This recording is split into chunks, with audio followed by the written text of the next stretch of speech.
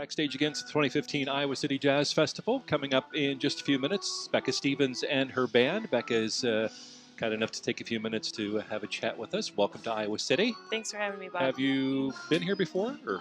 No, this is my your first time to Iowa, yeah. or Iowa City anyway. Yep, I think so. It's great to have you here. Thank you. It's good to be here. Let's start from the beginning on a very musical family that you came from, obviously. Yeah. Talk a little bit about that out in North Carolina, the Appalachians and such. That's true. And the Tune Mammals. What a great name for a band. Yeah, I was born into a musical family. My dad put together a family band called the Tune Mammals, and I was the youngest of three.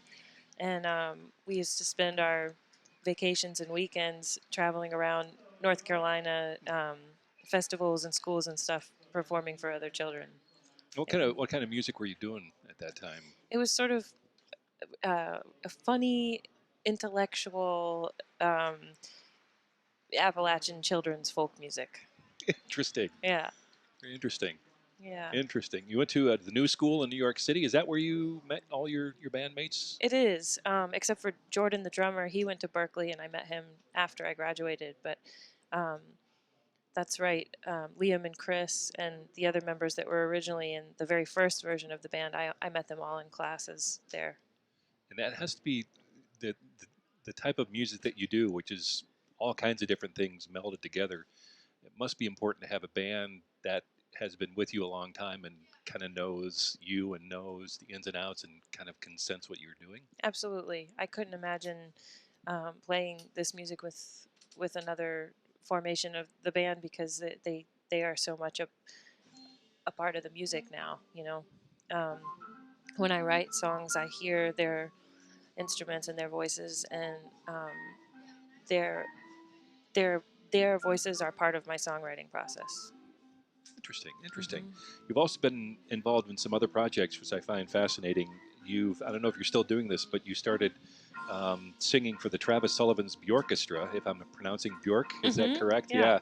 This big band that focuses on the music of that great Icelandic singer and Bjork. How did you get involved with that, and are you still doing that? Is that still a going concern? Yeah. Actually, a teacher of mine, a theory teacher, when I was at the New School, was Arun Luthra, was a horn player in the group, and he had put flyers up around the school, and I was and still am a massive Bjork fan, and so I saw the flyers and went to the show, and the next day in class I went up to him and I was like, this isn't really, I don't usually do this, but if you ever need a sub for the singer in that band, give me a call, because I know all of the all of her music. And then 5 months later, they needed one, and they called me, and that singer ended up going on to do her own music, and so I sort of took over eventually, which is cool. I find a lot of people, more and more people seem to be doing her music these days. I know the drummer Carl Latham had a whole CD of her stuff that came out last year. Oh, cool. What is it about her music that interests you, that grabs you so much? It's awesome. Well, that covers it. Yeah. I mean, strong harmonies, strong melodies, rich harmony, and I mean, I feel like, for me, she's written some of the standards of my time, and she's incredible. You did a little work with Esperanza Spalding, who was here last year with Tom Harrell and his band, cool. and got to see her and enjoy her work.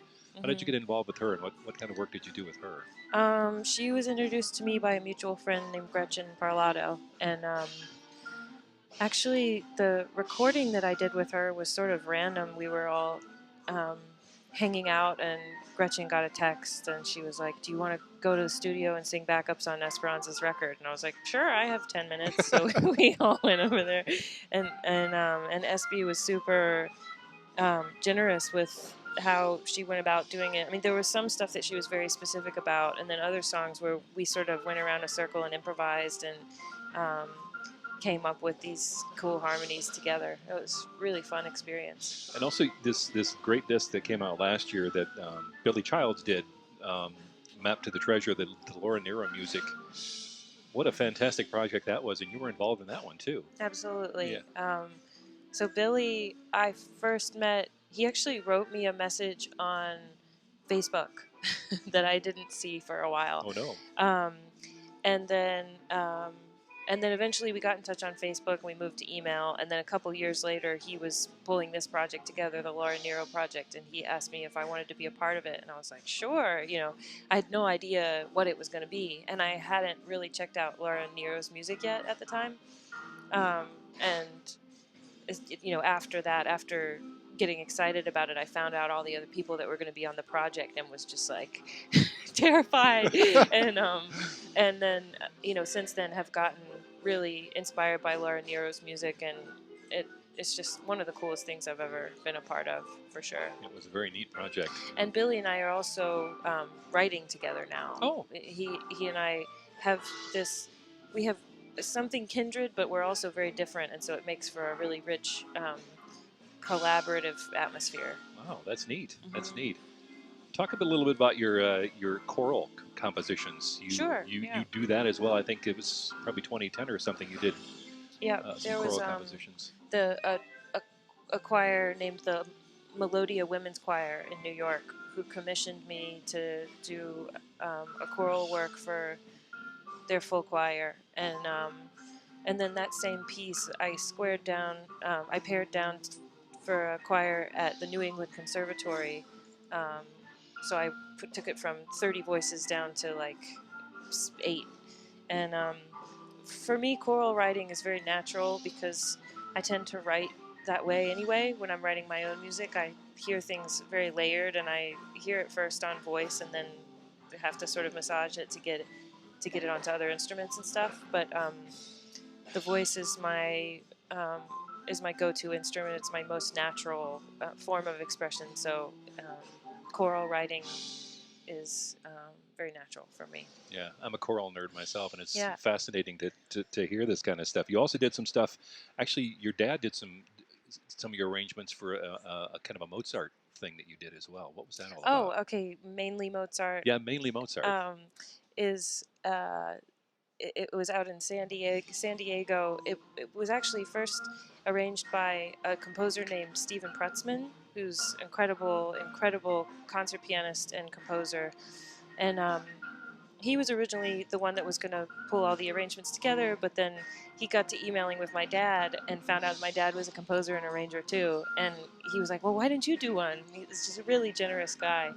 And so my dad ended up doing one, and then he did another one, he ended up having 3 on the program, so he flew out there and got really invested in the project. And 2 years later now, my dad and brother have put their heads together. We're coming up with a record now of my music with string quartet, and so cool. His arrangements and Steve's arrangements, and then a bunch of other folks, maybe Billy, my friend Timo Andrus, great classical composer. A bunch of people are doing arrangements for that record.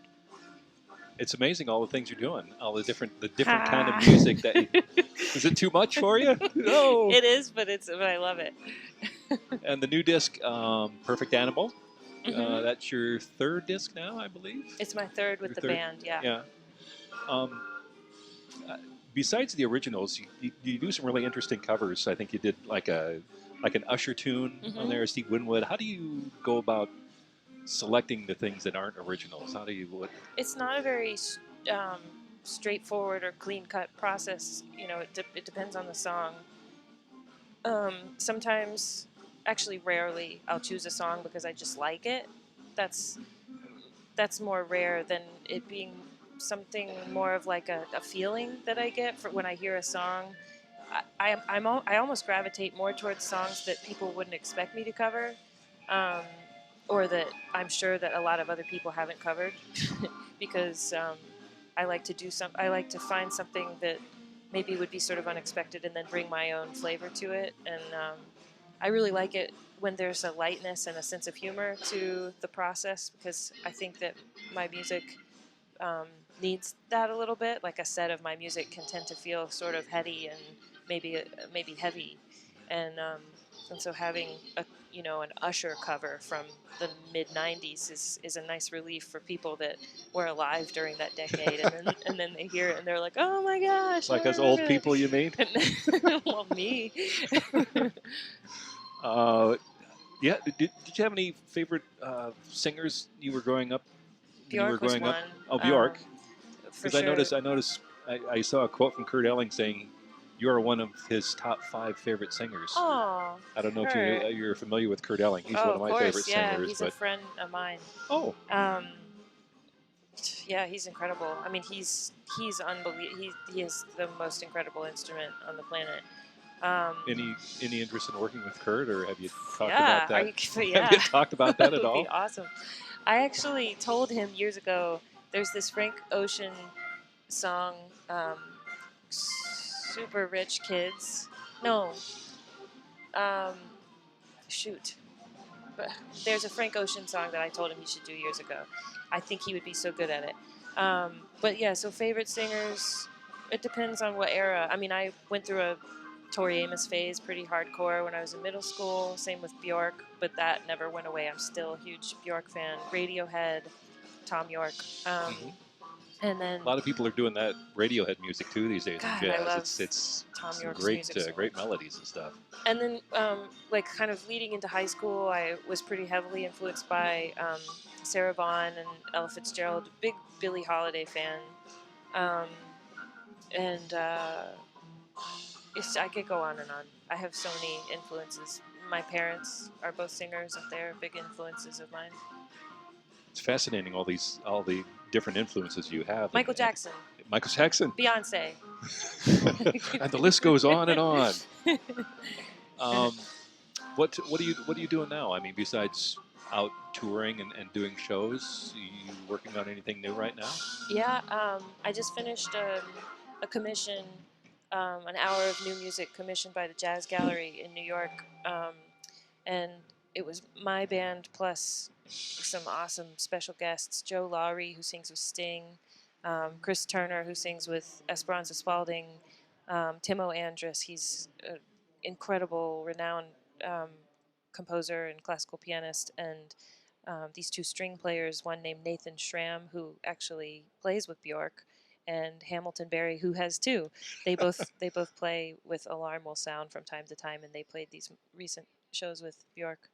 Um, but it was way too much. I mean, I really dug in and, true to form, took on more than I could handle, and then it all worked out.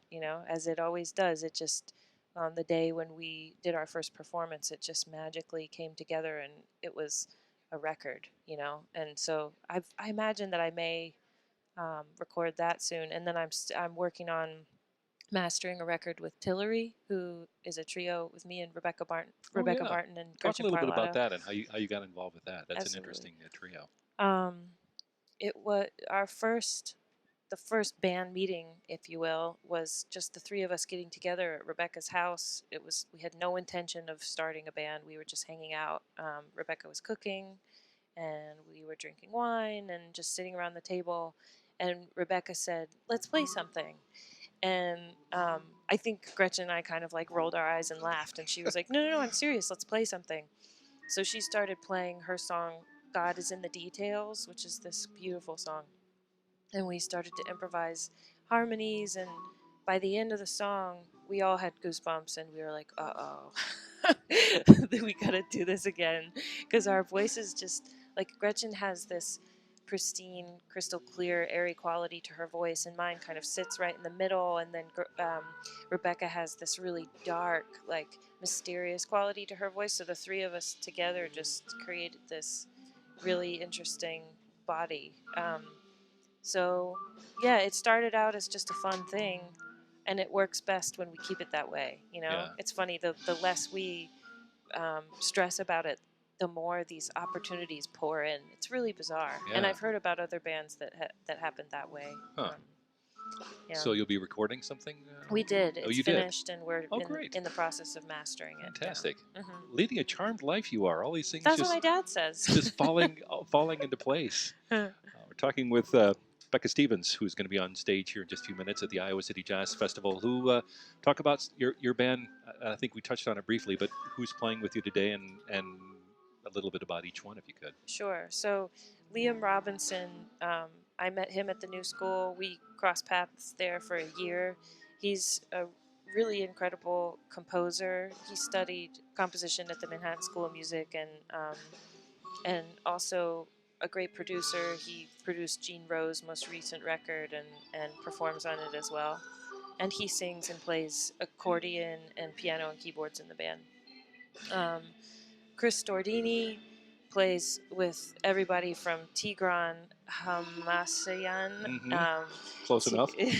to I mean he's played with everybody and their mother in New York. He's same with Jordan. They're both just extremely busy rhythm section players, and I'm lucky to get them in my band as much as I do. But so Chris, I went to the new school with as well, and was in a lot of ensembles with him there. And he's one of my favorite humans in the planet.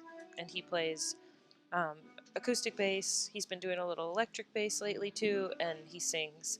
And Jordan, I can't say enough about what an incredible drummer he is. I really think he's one of the greatest drummers on the planet, and he plays in my band. It's crazy. The first record we did, he played mostly cajon and percussion, and now the music is leaning more in this rock direction, and he's just, it feels like he's like a butterfly that's being set free, and he's playing all this full kit badness, and he's such a badass. I adore his playing, and I'm lucky to have this band. So. Well, let the luck continue. Sounds like Yeah. you've been pretty lucky so far, and hopefully that'll continue for you. And Thank you. it's great to have you here in Iowa City for the Jazz Festival, and thanks for taking a few minutes out to chat about your life so far. Short so far, but looking forward to a lot more from you, Becca. Thanks a lot. Absolutely. Thanks, Bob.